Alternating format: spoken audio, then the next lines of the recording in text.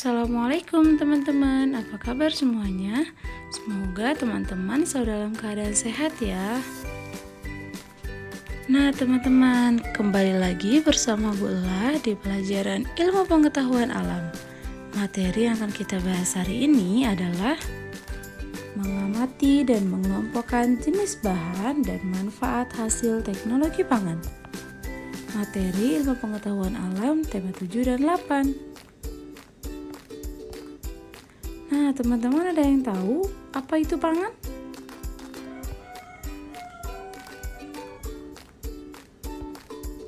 Pangan adalah kebutuhan pokok manusia yang biasanya berasal dari hewan atau tumbuhan yang dikonsumsi manusia untuk memenuhi kebutuhan sumber energi.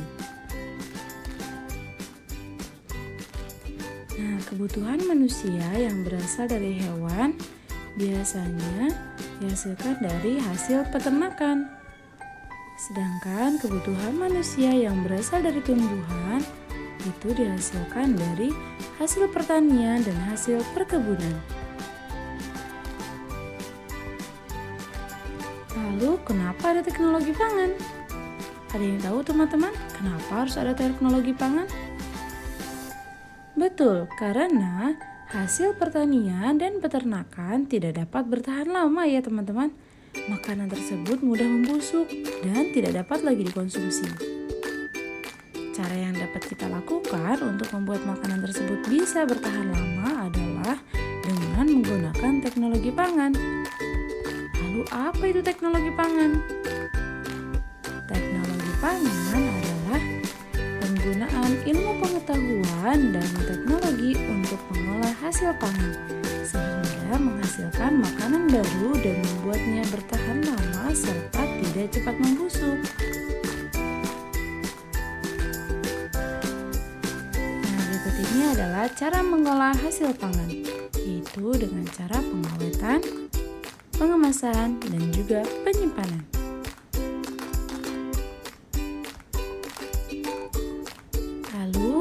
Di sini ada 6 manfaat hasil teknologi pangan.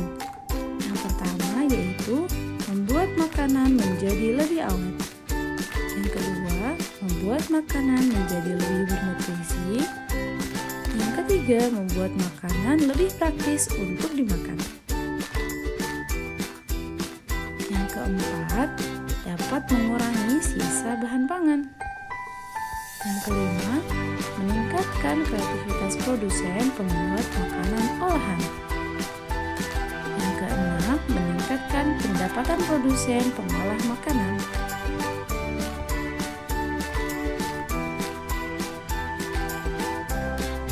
Nah, selanjutnya teman-teman, berikut ini Bu Ella sudah buatkan tabel hasil teknologi pangan dari tumbuhan. Yang pertama ada singkong. Hasil teknologi pangannya adalah berupa keripik singkong, tepung tapioka. Lalu juga ada jagung. Hasil teknologi pangannya yaitu berupa tepung maizena dan popcorn. Yang ketiga ada kedelai, yaitu berupa tempe, tahu, susu kedelai. Lalu ada kelapa. Contohnya berupa santan, nata de coco, dan minyak kelapa. Yang kelima ada sayuran. Hasil teknologi pangannya yaitu berupa asinan dan juga keripik bayam. Yang keenam ada padi. Hasil teknologi pangannya yaitu berupa beras. Dan yang terakhir ada buah-buahan. Hasil teknologi pangannya yaitu berupa selai, jus, dan manisan. Lalu ada juga nih teman-teman hasil teknologi pangan dari hewan. Contohnya ada ikan, yaitu berupa minyak ikan, bakso, ikan sarden, dan lain-lain. Lalu ada dari sapi, yaitu berupa kornet, sosis, bakso, dan lain-lain. Lalu ada juga dari susu sapi. Hasil teknologi pangannya yaitu berupa susu, keju, yogurt, dan mentega. Yang keempat ini ada ayam. Hasil teknologi pangannya yaitu bakso, sosis, dan lain-lain. terakhir ada telur bebek. Hasil teknologi pangannya yaitu berupa telur asin. Betul sekali teman-teman. Itu dia teman-teman penjelasan tentang bahan pangan dan hasil teknologi pangan.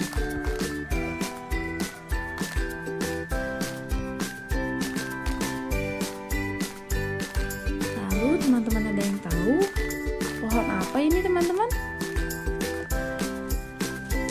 Betul sekali, ini adalah pohon kelapa. Selanjutnya kita akan membahas tentang manfaat dari pohon kelapa dan juga bagian-bagiannya ya teman-teman. Yang pertama ada manfaat dari daun kelapanya. Teman-teman ada yang tahu apa saja kah manfaat dari daun kelapa? Oke, kita bahas satu-satu ya. Yang pertama, manfaat daun kelapa yaitu untuk pembungkus ketupat. Yang digambar ya teman-teman. Selanjutnya untuk pembuatan sapu lidi, seperti itu batangnya. Dan juga yang ketiga untuk dijadikan atap rumah. Nah, seperti contoh di gambar ya teman-teman. Dan yang terakhir manfaat daun kelapa adalah untuk dijadikan janur pernikahan. Selanjutnya ada manfaat buah kelapa. Tadi sudah daun, sekarang buah kelapanya. Yang pertama, untuk dijadikan sabut kelapa dapat dijadikan keset atau untuk mencuci piring ya teman-teman. Biasanya orang zaman dahulu menggunakan sabut kelapa untuk mencuci piring. Yang kedua yaitu tempurung kelapanya, yaitu bisa dijadikan untuk arang. Ada juga daging buah kelapanya yaitu untuk kopra ya teman-teman. Dan yang keempat, air kelapanya juga dapat dijadikan sebagai minuman.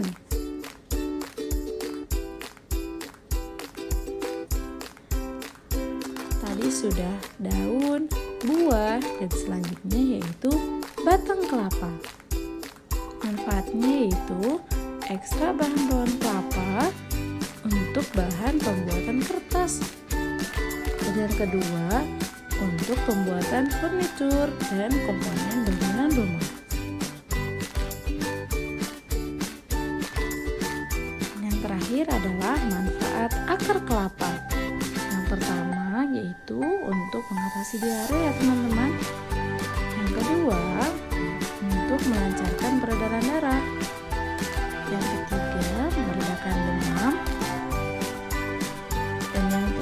Untuk mengatasi wasir dan anemia. Nah teman-teman, mungkin sampai di situ dulu penjelasan dari Bu Ella. Terima kasih. Semoga teman-teman dapat memahaminya. Wassalamualaikum warahmatullahi wabarakatuh.